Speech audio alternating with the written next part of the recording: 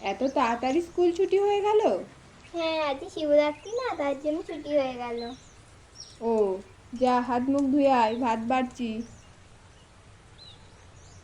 ও মা, তুমি উপোস করেছো?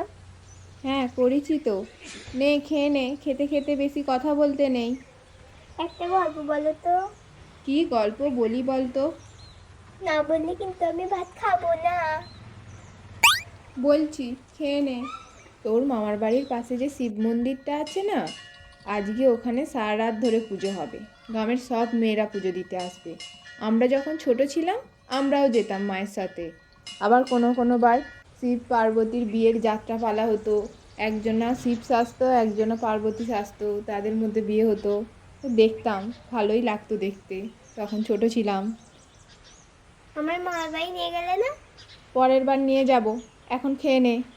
তাহলে আজকে তুমি যখন পুজো দিতে যাবে, আমিও যাব।